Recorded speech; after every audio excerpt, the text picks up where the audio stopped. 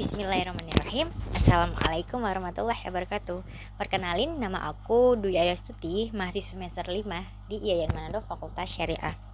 Pada kesempatan kali ini saya membuat video ini bahwasannya dilandasi karena tugas mata kuliah saya yang disuruh dosen saya, yaitu di dalam mata kuliah asuransi syariah. Tidak jauh dan tidak lari dari MK saya yang judulnya asuransi syariah, maka saya juga akan membahas tentang asuransi syariah. Mungkin dari teman-teman yang nonton video saya sudah tidak asing dengan namanya asuransi syariah, biasa mendengar, bahkan salah satu yang menggunakan jasa asuransi syariah ini. Tapi mungkin dari teman-teman sendiri yang senantiasa nonton dan baru kali ini dengar, loh, asuransi syariah emang ada di Indonesia. Maka dari itu kita akan sharing, kita akan bahas, saya akan membahas juga sedikit ilmu yang saya punya. Jika masih ada kekurangan, masih ada kritikan dan saran yang mungkin salah dalam pengucapan dan segala macamnya, teman-teman bisa kasih di kolom komentar nanti, supaya jadi bahan evaluasi dan pembelajaran bagi saya. Kita sama-sama belajar ya. Semoga video kali ini yang saya akan bawakan bisa bermanfaat bagi teman-teman sekalian, dan enjoy dengan video yang saya akan bawakan. Teman-teman, kalau dari saya sendiri, sebelum saya belajar tentang asuransi syariah, bahwasanya saya berpikir, loh, emang ada ya asuransi syariah di Indonesia? Terus asuransi syariah itu seperti apa? Yang saya tahu hanya jasa atau perusahaan asuransi konvensional atau yang seperti biasanya yang kita tahu. Tapi setelah saya belajar dan saya telaah bahwasanya ternyata ada asuransi syariah di Indonesia. Sejauh ini mulai melihat perkembangan asuransi syariah, dilihat dari tahun 2015 sampai tahun 2019 itu sebenarnya sudah berkembang lebih signifikan.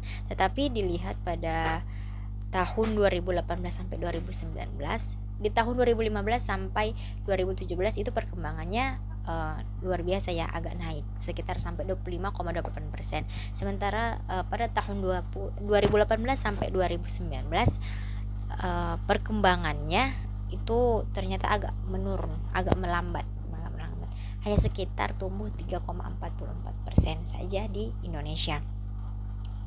Teman-teman, berbicara tentang asuransi syariah. Asuransi syariah itu teman-teman tahu adalah suatu jasa yang mereka harus memiliki klien atau namanya orang yang mempercayakan, atau klien dan nasabah ya, ibaratkan seperti nasabah yang mereka menggunakan jasa asuransi itu untuk masalah asuransi jiwa, asuransi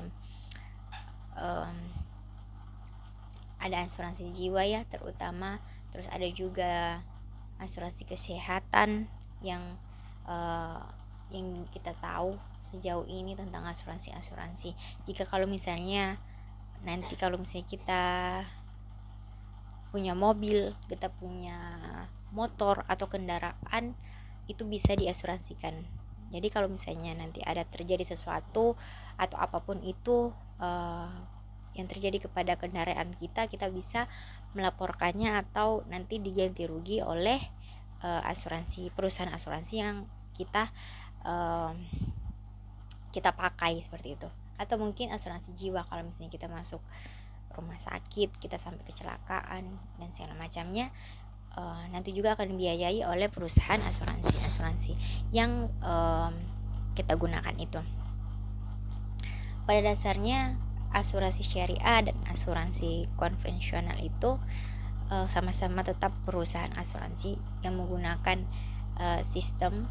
Yang berbedanya itu bahwasannya adalah asuransi syariah itu dia berbasis kepada tuntutan dan anjuran prinsip-prinsip syariah, menjaga prinsip dan batasan syariah. Sementara konvensional itu kan universal. Dan dalam prinsip syariah yang berbau tentang syariah, mau bank bank syariah, asuransi syariah, senantiasa mereka menggunakan prinsip-prinsip syariah, misalnya tentang prinsip keadilan, mereka keadilan, kerjasama dan segala macamnya. Kalau misalnya mungkin di bank konvensional atau asuransi konvensional, mereka yang penting tiap bulan kalian harus bayar sekian sekian sen sekian. Mereka melihat yang penting mereka mendapat keuntungannya saja. Tapi yang saya baca dan saya telah bahwasanya asuransi syariah dia menggunakan prinsip keadilan. Jadi dia melihat tidak hanya mempertimbangkan keuntungannya saja, sementara gimana juga mereka bisa memberikan yang terbaik, saling tolong menolong.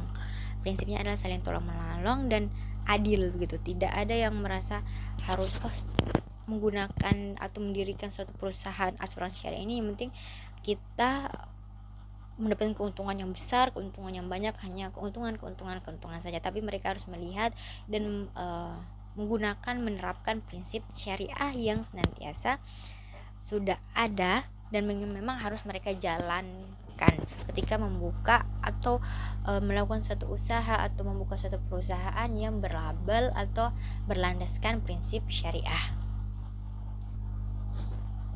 Oh iya, tentang perusahaan asuransi syariah, menurut saya juga tidak semua atau mungkin jarang diketahui di halayak publik bahwasanya asuransi syariah itu seperti apa, tentang marketingnya mereka, tentang agensinya mereka. Mungkin sampai saat ini juga di diri saya sebagai mahasiswi hukum ekonomi syariah dan belajar tentang asuransi syariah, entah di kota saya juga ada atau tidak, intinya yang jelas saya belum pernah melihat atau ada seorang agensi dari perusahaan asuransi syariah ini yang senantiasa memberikan kayak workshop atau seminar-seminar atau mengajak atau brosur juga tentang mengajak dan mencari member-member atau nasabah yang senantiasa ingin menggunakan jasa dari mereka atau dari perusahaan asuransi syariah itu. Entah karena perkembangannya juga yang dulunya 2015 sampai 2017 meningkat signifikan, tetapi 2018 sampai 2019 itu agak menurun, terlebih dalam pandemi ini, pandemi COVID-19 tentunya lebih lambat lagi perkembangan dan pertumbuhan asuransi syariah di Indonesia. Mungkin di kota-kota teman-teman itu sudah ada asuransi syariah, atau mungkin teman-teman jarang atau bahkan banyak agensinya yang sudah melakukan pemasaran produk-produk mereka ke masyarakat untuk menarik perhatian untuk menggunakan perusahaan asuransi syariah daripada konvensional. Tetapi hingga detik ini yang saya dapati bahwasanya saya belum pernah bertemu dengan agensi asuransi syariah dan hanya mendengar, dan sampai sekarang yang saya ketahui dan yang ada di kota saya mungkin hanya asuransi konvensional, asuransi biasa saja. Untuk masalah penabungan, preminya dan segala macamnya itu mungkin sama sebenarnya dengan asuransi konvensional. Hanya saja itu yang saya bilang tadi, bahwasanya asuransi syariah dia menggunakan prinsip keadilan. Mereka tidak hanya mementingkan keuntungan, tapi mereka berpikir juga bagaimana mendirikan suatu perusahaan dan menjalankan asuransi syariah itu tetap bisa membantu, bisa menolong para nasabah atau klien-klien yang telah percaya atau memberikan jasanya kepada asuransi syariah.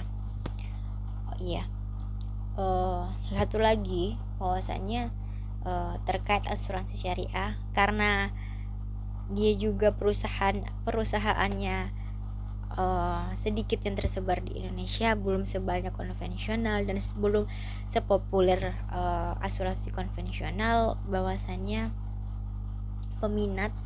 peminat untuk menggunakan asuransi syariah itu masih sangat rendah. Mungkin dari masyarakat yang kurang informasi, termasuk saya juga, tentang informasi asuransi syariah itu kurang. Bagaimana mereka memasarkan produk itu masih kurang bersaing dengan yang namanya dengan perusahaan asuransi konvensional. Sama juga dengan bank syariah, dengan bank konvensional, peminat yang lebih banyak masyarakat itu menggunakan bank konvensional daripada bank syariah. Kenapa? Mereka masih belum tahu dan mereka berpikir sama saja menggunakan jasa di bank konvensional dan jasa di bank syariah itu sama-sama, yang penting uangnya aman. Tetapi sebenarnya kalau kita melihat sebagai orang muslim dan dia mengetahui tentang syariatnya, menurut saya dia akan menggunakan bank syariah. Tapi semua tergantung dari prinsip masing-masing setiap manusia dan setiap individu. Tidak bisa dipaksakan dan tidak harus harus ini harus itu. Tetapi dengan sampai hingga tahun ini 2020, bank syariah, asuransi syariah, dan hal-hal yang berbasis syariah itu terutama tentang perekonomiannya itu sudah lebih berkembang, sudah sering didengar oleh masyarakat dan sudah tidak asing lagi dengan kayak mendengar tentang ekonomi syariah, terutama tentang bank syariah, tentang asuransi syariah seperti ini.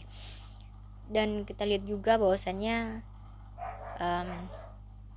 dalam perkembangan ekonomi syariah ini di Indonesia ini terutama, ini sudah akan dikembangkan lebih besar lagi. Maka dari itu saya juga berharap sebagai mahasiswa yang terlibat dan bernaungan di dalam fakultas syariah, terutama juga belajar tentang ekonomi syariah ini sendiri, semoga harapan saya hal-hal yang berkaitan dengan ekonomi syariah, bank syariah, asuransi syariah, dan hal-hal segala hal itu mahasiswanya sendiri bisa menjalankan, memberikan kontribusi yang terbaik. Kita sama-sama memberikan kontribusi yang terbaik agar senantiasa untuk ekonomi Islam atau ekonomi syariah ini dia semakin berkembang, semakin dikenal di halayak masyarakat, seperti itu. Mungkin cukup sekian yang saya dapat sampaikan bincang-bincang kita kali ini. Semoga dapat bermanfaat dan saya mohon maaf sekali jika di dalam kalau misalnya teman-teman sekalian dari tadi mendengar dan menyimak video ini ada suara-suara yang agak berisik atau agak bising dengan gambar atau gaya tekstur saya yang kurang mengenakan. Saya mohon maaf, saya masih pemula dalam pembuatan video-video konten-konten seperti ini, tapi saya akan terus belajar dan berusaha sebaik mungkin untuk memberikan konten-konten yang terbaik, meskipun awalnya hanya dipaksa atau dibuat sebagai paksaan dari diri saya karena ini sebuah tugas seperti itu. Tetapi mungkin nanti kedepannya saya akan membuat dan men-sharing hal-hal yang senantiasa bermanfaat, ilmu-ilmu tentang seputaran tentang hukum ekonomi syariah, tentang MK-MK-nya seperti apa, kuliahnya seperti apa. Akhirnya dari mulai paksaan jadi awal-awal yang senantiasa terpaksa, jadi akhirnya jadi kebiasaan. Awal-awalnya harus dipaksa dan akhirnya menjadi satu kebiasaan dan bisa sama-sama kita sharing, kita belajar, kita mencari tahu begitu. Mungkin hanya itu, saya masih banyak kekurangan dalam pembuatan video kali ini. Kalau jika ada materi, kata-kata atau pembahasan dan segala macamnya masih kurang mengenakan, masih kurang perfect, saya mohon maaf. Silahkan teman-teman yang menonton hingga akhir video ini bisa memberikan kritik dan saran agar senantiasa saya bisa mengevaluasi diri saya untuk membuat nanti kedepannya sharing-sharingnya tentang materi-materinya biar lebih asik lagi, biar lebih enjoy lagi dalam orang menonton dan mendengarnya. Cukup sekian video kali ini saya pamit undur diri. Wassalamualaikum warahmatullahi wabarakatuh.